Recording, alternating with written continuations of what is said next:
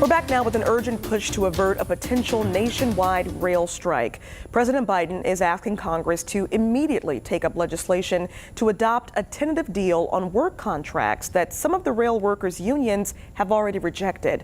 Now, the White House says a strike would devastate the U.S. economy. Some experts estimate it will cost about $2 billion a day.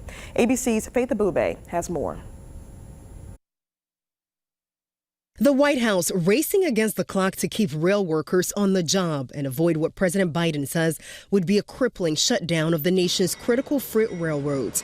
Rail workers could abandon their posts as soon as next Friday if all 12 unions that represent them do not unanimously agree to a tentative work deal reached in September.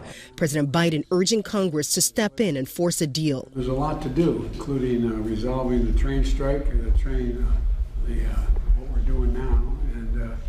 And Congress, I think, has to act to prevent it. It's not an easy call, but I think we have to do it. The economy is at risk. So far, 8 of the rail workers' unions have agreed to the tentative deal led by the Biden administration this fall.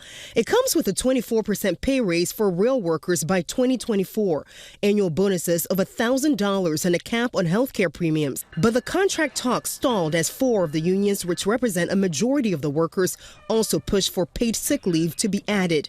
Experts say a strike would devastate the U.S. economy and affect everything from our water supply to food and farm products. Hundreds of business groups, including the American Trucking Associations, joining President Biden's call for Congress to override the unions voting against the negotiated agreement. The president and Congress have come to the realization that a strike would be too hard on the economy, particularly at this time when inflation is so high.